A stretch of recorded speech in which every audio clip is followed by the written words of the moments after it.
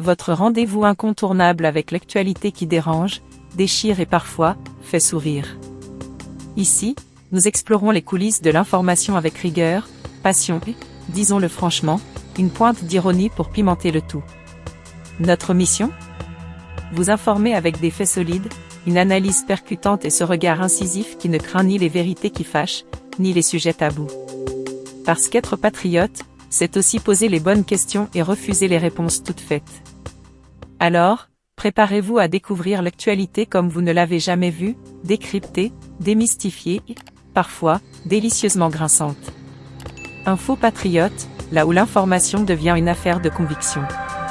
Poutine présente ses excuses à l'Azerbaïdjan pour elle, incident tragique, dans l'espace aérien russe.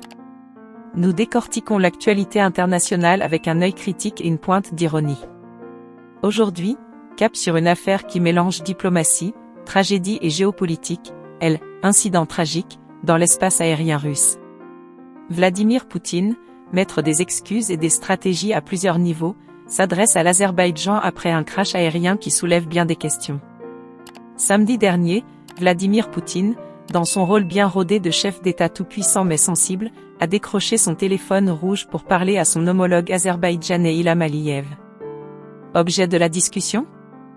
Présenter ses condoléances et ses excuses officielles pour ce qu'il a qualifié d'« incidents tragiques ». Mais qu'est-ce qui s'est réellement passé ? Revenons sur les faits.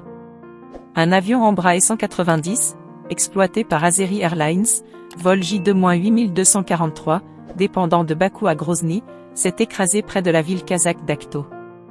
Résultat, 38 morts, 29 survivants traumatisés et des interrogatoires en pagaille. Selon le Kremlin, au moment où l'appareil tentait de se poser à Grozny, la capitale tchétchène, les systèmes de défense aérienne russes étaient en pleine action. Pourquoi ? Parce que, comme souvent ces temps-ci, des drones ukrainiens auraient tenté d'attaquer la région. Une opération qui, visiblement, a pris tout le monde de court, sauf peut-être les radars russes.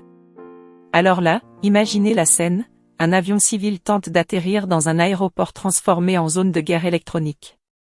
Entre les projectiles des systèmes de défense aérienne et les drones qui tournoient, l'appareil n'avait clairement pas sa place. Résultat ? Un détournement d'urgence vers Aktaou, au Kazakhstan, où l'avion a tenté un atterrissage, qui, malheureusement, s'est terminé en drame. Vladimir Poutine a exprimé ses condoléances aux familles des victimes et a souhaité un prompt rétablissement aux blessés. Mais les mots suffisent-ils quand les faits soulèvent autant de questions ? Son homologue azerbaïdjanais, Ilham Aliyev, n'a pas tardé à pointer du doigt une possible interférence extérieure.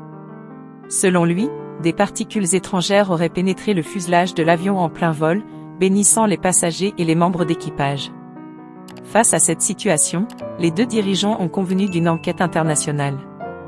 Une équipe d'experts s'est mise au travail pour examiner les circonstances exactes de l'incident. De son côté, la commission d'enquête russe a ouvert une affaire pénale pour violation des règles de sécurité aérienne. Une démarche qui, pour certaines, ressemble à une tentative de contrôle narratif. Mais soyons clairs, dans le grand théâtre de la diplomatie internationale, Poutine excusant Poutine, c'est presque un numéro d'équilibriste. Il présente ses regrets, oui, mais sans jamais vraiment admettre une responsabilité directe. Un art dans lequel le Kremlin excelle. Au-delà de l'incident, cet événement illustre aussi les tensions géopolitiques actuelles. Entre l'Azerbaïdjan, allié stratégique de la Russie, et les affrontements en cours avec l'Ukraine, cette affaire risque de compliquer encore davantage les relations déjà fragiles. Alors, que faut-il retenir ?